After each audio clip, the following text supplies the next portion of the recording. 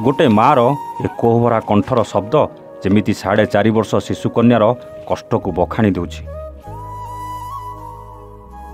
रातिरे शोइला बेले गोटे माँ जो पणतरे ताकू घोड़ाई शोई देउतला आज सेही पणत को दुनिया आगरे पतेई न्याय मागुची गोटे हतभागिनी माँ। झीर बयस कहले 4.5 वर्ष। ना से बेईमान दुनिया को जानिछि ना ठीक से चिन्हिछि। ना जो देह को नर राक्षस खिनबिन करी खाइछि से देह विषय से किछि जानिछि। सते जेमिति ए दुनिया बगीचार अफुटा फूलर कढ़टिए थिला। से दुनिया को ठीक रे देखिबा तो दूरर कथा एमिति मिछि मिछिका बहु चोरी खेल खेलुवा बेले केतेबेले के जानी खिली खिली होई हसुथुबा अफुटा कड़ जीवन को आसी जाइतिला नरहंता माली। तार जत्न नेबा बदल रे खिनबिन करी खाइतिला तार देह को।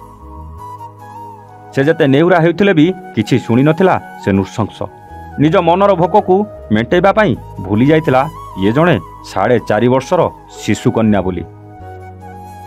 तेबे दर्शक बंधु कौन बयस रे ए फूल सहित जा होईछि ता मुह आमे आपन को देखाई पारुनु। हेले घटना विषय जानिबा परे आपन को देहर लोम टांकुरी उठिबो। एबे तार कौन बयस मनरे तार टिकी टिकी स्वप्न हेले कौन आखिरे टिकी टिकी स्वप्न देखिबा बदल रे से पालटी जाइछि पीड़िता। झीर कष्ट को मुह खोली नृशंस दुनिया आगरे कहि पारु नथिले भी न्याय पाए स्वर उठाइछि माँ। झील सह होइतिबा घटना को नहीं प्रशासन पाखरे हाथ पतई भिक मागुछि एई माँ जनक। तेबे एभली हृदय विदार घटना देखा मिली मयूरभंज जिला मोरडा थाना अंचल। जड़े 4.5 वर्षर शिशुकन्या सह दुष्कर्म होइछि।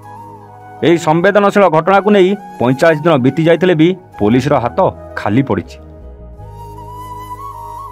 हेले पीड़ितार अभिभावक पक्षरु थाना रे लिखित अभियोग पर डाक्तरी मईना करी निज दायित्व शेष करी हाथ बांधी बसिछि मोरडा थाना पुलिस बोली बाष्परुद्ध कंठर अभियोग करी कहिसंती पीड़ितार माँ। जड़े 4.5 वर्षर शिशुकन्या को बलात्कारी नृशंस भाव दुष्कर्म करी रक्ताक्त कर देइतिबा घटना स्थानीय अंचल में प्रमुख चर्चार विषय पलटिथिबा बेले अभियुक्त को गिरफ करने बदल में नीरवता अवलंबन करने घटना रहस्य सृष्टि करुछि।